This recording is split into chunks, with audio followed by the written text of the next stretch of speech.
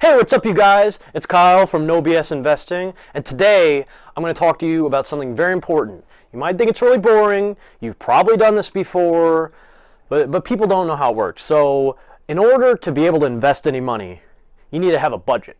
Not only do you need to create a budget that allows you to come up with extra money each month that you can use to invest, but you need to be able to stick with it. And today I'm going to show you exactly how that works. We're going to break it down and partition some money that you can use to invest, and I'm going to show you how to stick with it so that you can make sure you're not going over budget, because if you go over budget and you spend too much money on fun now, you're not going to have money to invest to have more fun later. All right, I'm going to switch over to my computer and we'll jump right into it. All right, then let's get started. So first off, you're going to need some way to keep track of both your budget and your monthly expenses, because you're going to need to make sure you know how much money you're spending on what each month, and that way you know you can stay within your budget. If you're spending too much on food or entertainment or whatever else, then you know, hey, I need to cut back to make sure I fall in my budget. Otherwise, you'll end up living paycheck to paycheck, and you'll never have any money to save and invest. And that really comes down to, for most people, that comes down to a mental thing. Now, some people are in really tough situations, and unfortunately, they don't really have much of a choice unless they change the circumstances in which they're in. But for most people, there's always somewhere you can cut back to save money, and depending on how serious you want to get or how much money you make, you'll have to just dial it in accordingly. Everyone's different. Now, you can use software for this. There's free phone apps. You can write it down on a piece of paper. I mean, you could be a caveman, just write it, carve it into a rock or on your cave wall at home.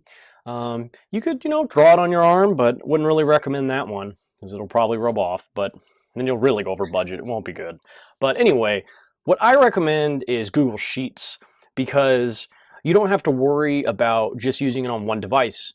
You can edit it, look at it, whatever else from your computer at home, from your smartphone. And if you happen to have a budget where multiple people need to follow it, let's say you have a family or you have a husband or wife, boyfriend, girlfriend, whatever else, if there's multiple people on it, you can edit it simultaneously. You can look at it simultaneously from different devices. You don't have to worry about saving it and sharing a file, or everyone looking at your spreadsheet on your piece of paper, or, bring everyone over to the cave and make sure everyone gets home from work, pillaging or whatever, and looks at the carving on the cave wall. But whatever you want to use, I'd recommend using something free. I wouldn't recommend paying any money. I mean, if you want to pay money for it, then that's fine, but there's so many options out there. But for this demonstration, we'll just use Google Sheets. Now, first we need to figure out how much money we make each month. Now, most of you probably have either physical paychecks or, a digital paycheck, pay stub, whatever else, and so you know how much money you're taking home each month. But for this example, we're just going to use, I just Googled Paycheck Calculator. This is just smart asset, just default $57,000 a year, whatever else. Now, if you live in Chicago and you make $57,000 a year, then you might have to try a little bit hard, but we'll just go with it. So this says the semi-monthly take-home pay is $1,800 a month, or sorry, $1,800 twice a month. Now, if you get paid every 2 weeks, then I would definitely use that pay. Pretend like those extra 2 paychecks a year don't count, and just make sure, and then maybe that can be your vacation fund. Maybe you can invest all of that or a good portion of it, whatever else, but just pretend like it doesn't count, because otherwise it's a lot harder for most people to save that money and distribute it. Usually everyone I know who gets those extra 2 paychecks a year just spends that on random stuff. So you can't really count on that unless you can, and then if you know you can, then just go for it. But for this example, we'll just say $1,800, so twice a month is $3,600. So you got $3,600 take-home pay. And that's net after taxes. This is their estimates that they give. We'll just go with these numbers because it's pretty straightforward. Now, if you make more or less money, you're going to have to adjust it accordingly. And depending on your goals, how much money you want to invest, and where you need to be at what certain point in time, if this is for retirement, if this is saving up for your yacht, or whatever else, adjust your goals accordingly. But this should get the job done. So now we have, let's say home expense, let's say mortgage, whatever else. Maybe you have a house, mortgage, etc. you have insurance and taxes and everything else on there. So let's say, I mean, you probably know how much your mortgage is. I mean, we could even look something up. Mortgage calculator. All right. So let's say you've got a $200,000 house at 3.92% interest. It says it's about 946 bucks a month. That's only the mortgage. I mean, if you have, I mean, you have to count in your taxes and you have to count in your home insurance and anything else like that. So let's just say $1,200, just flat $1,200 a month. All right, I need to learn my numbers here. All right. Now, food's pretty important. This really depends on the person. I mean, some people eat a lot of food and some people don't eat as much. And some people want organic food, grass-fed meat. Some people just eat McDonald's all the time. Some people can live off frozen pizzas. So this really comes down to the person. And one thing you have to be careful about is eating out. Eating out is very expensive and it adds up very quickly. So I would recommend meal planning. If you prepare bulk food ahead of time, and then you bring leftovers in for work, or you eat it for dinner, or whatever else. That's a pretty good way to save money on that. Buying in bulk, you go to Sam's, Costco, whatever else. But if you do have one of those memberships, you got to factor that into your budget. Let's just say $600 a month. It's a pretty square number. All right. Let's say you've got a car. Let's say, you got a car payment on that. So factor in your car payment, pretty straightforward. Insurance on that car. Let's say it's about $100 a month for your insurance. Now, one thing people often forget is fuel. So ideally, you want this to be as precise as possible, and you want to keep track of how much money you're actually spending so you know what realistic numbers for your budget might be.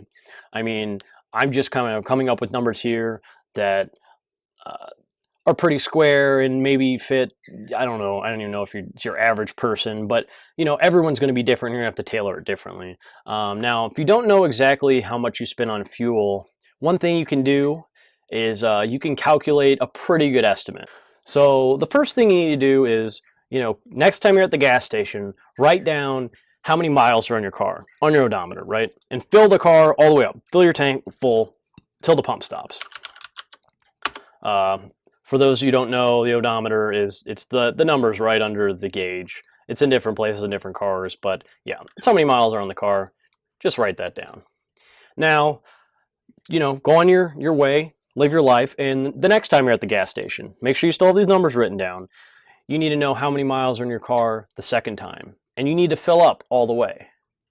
And you also need to see how many gallons you put in your car. So when you pump it up, it might say, hey, I put 15 gallons in my car.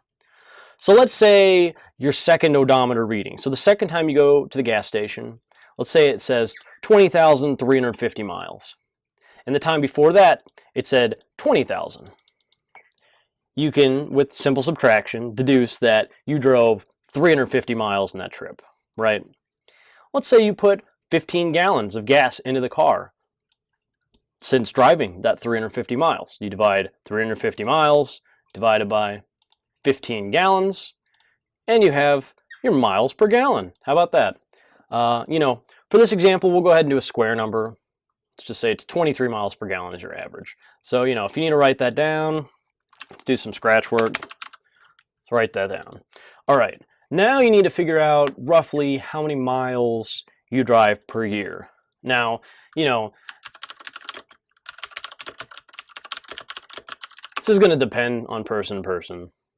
And this might be a little bit tough. Maybe you just keep track of how many miles you drive in a month and use that, multiply it out or whatever else. But,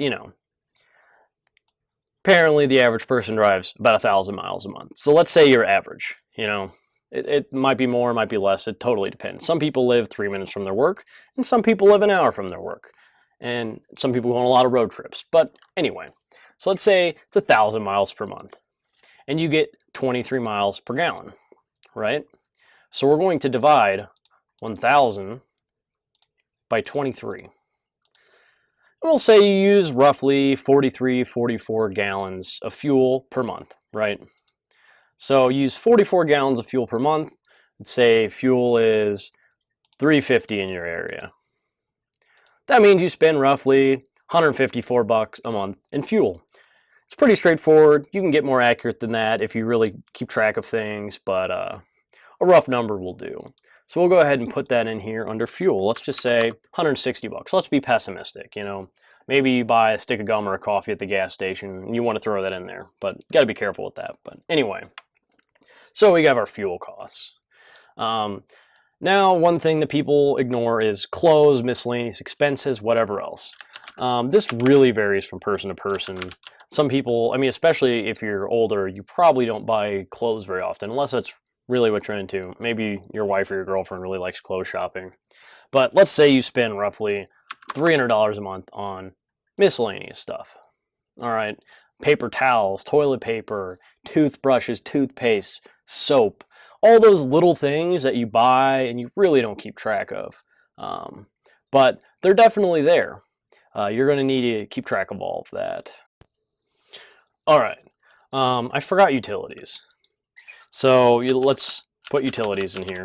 And this is another thing that you're probably going to know better than I, and it's going to differ from person to person. But let's just say it's $200 a month. Your phone bill. This is also going to differ, and maybe you bought a new decked out $1,500 iPhone, maybe you have a flip phone. It's going to differ from person to person if you've got a payment, if you've got unlimited data, if you've got Verizon, T-Mobile, AT&T, Sprint, whoever else. This is going to differ, but let's say it's $100 a month. Put your internet in there. This is also going to differ drastically, and depending on your region and everything else. But, you know, let's just say it's $70. All right, am I missing anything? Probably missing something, but, you know, this should give you a rough idea. And now, you know, remainder. So, you know, we're going to take our net minus the sum of all of these columns. So parentheses are on there. And we realize we have $670 left. You know, we should probably add some more things in. Let's say going out. Say you spend $100 a month going out. I should have probably done through column 12. All right. So, you know, this will give you a rough idea. And, you know, depending on who you are, you're going to spend different amounts of money on different things.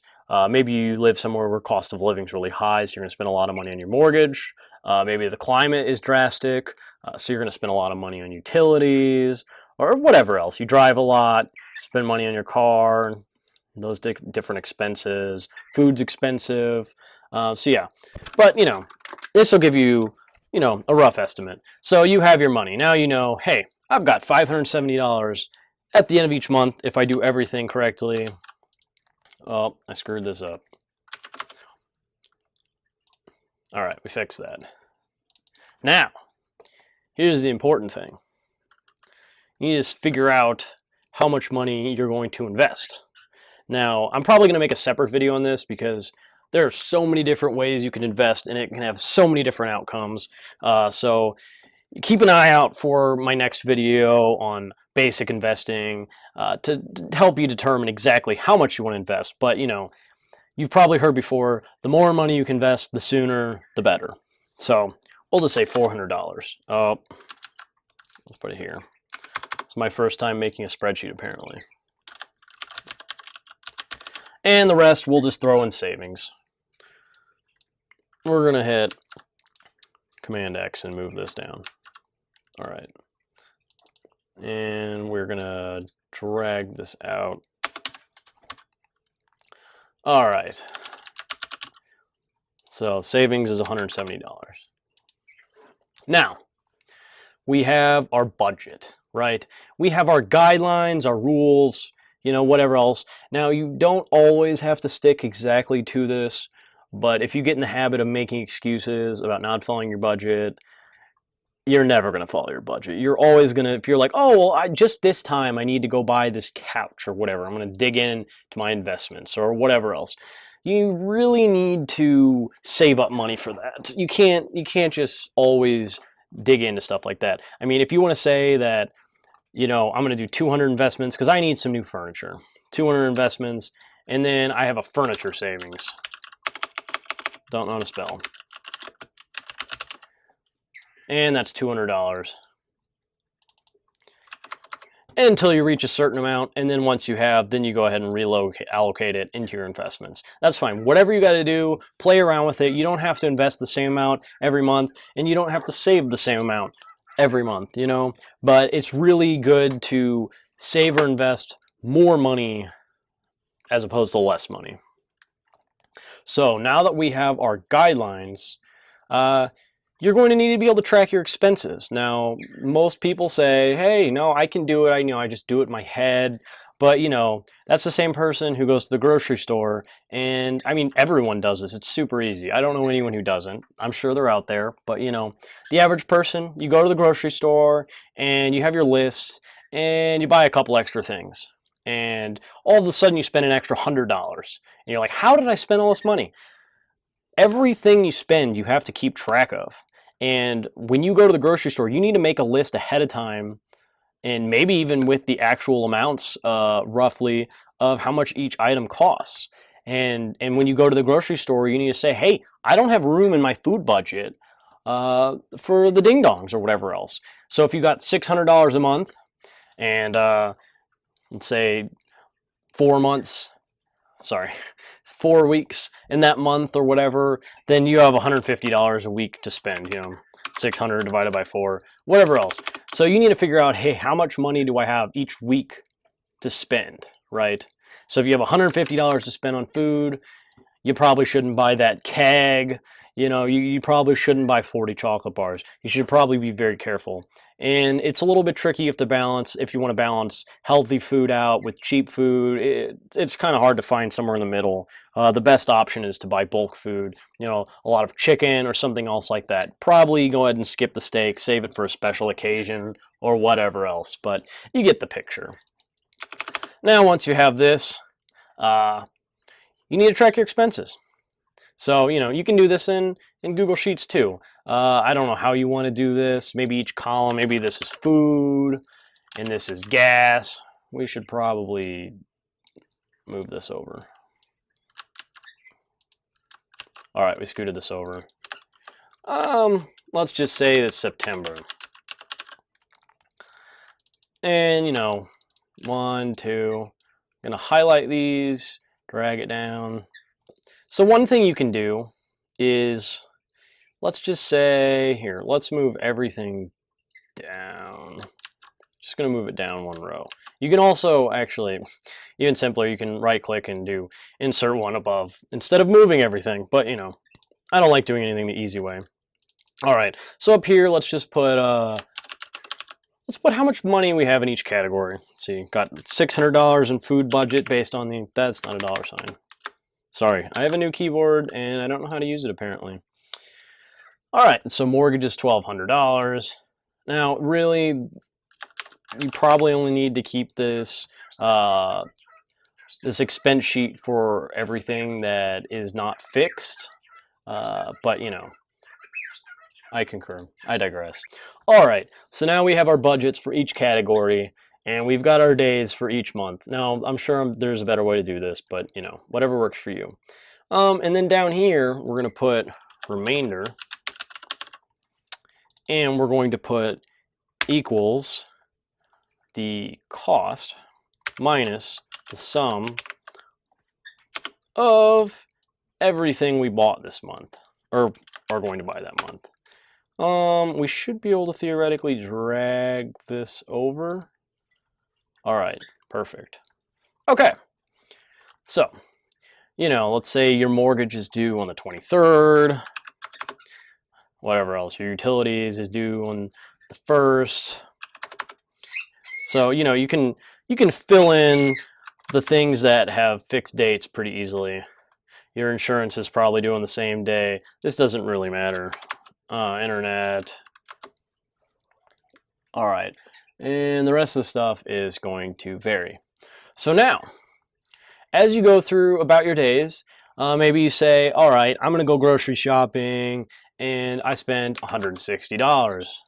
Now, that's probably going to have to last you for a while because you can't spend $160 every day, but you're probably not going to buy that much food anyway.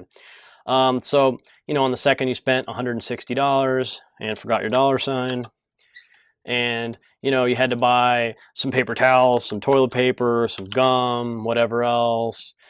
You went out this day to a nice dinner, and you kind of fill everything through as the month goes on. And you should be able to roughly tell, hey, am I going over budget? Am I not? Because if you're not even halfway through the month and you've got a third of your money left for a category, it's probably not a good sign. That means you're going to have to start cutting back. But, if it's the end of the month and you still have money left to go out, maybe you can spend that extra $45. Maybe you only spend $30 because you want to save some of it, whatever else. And if you have some more money left over in a different category and you want to say, hey, you know what, I've been really good about going out this month, spending money on food, and I've got a bunch of money left over, I'm going to go to a nice dinner. You want to say that you're going out as your food budget, that's fine. I probably shouldn't put that there, but anyway. And then, we're going to have our total remainder. It's probably not a great word for that. And then we're going to get out of here. Sum up these columns. And at the end of the month, this should be a 0 or positive number. If this is negative, that means you've gone over budget and you're not doing great. Because that means you spent money that was supposed to go into savings or investments, and you're doing what the average person is doing, and it's not going to be great. Thanks for watching, everyone. Please make sure to smash that like button. Go ahead and subscribe, and leave some comments below for me. If you have any other video ideas, anything you want me to talk about, please leave that below. I've got a long list of videos that I'm going to make for you guys, but if I missed anything, I'd really like to hear about it and see if I can help you out. So yeah, go ahead, like, subscribe, comment below, and I'll see you next time. Thank you.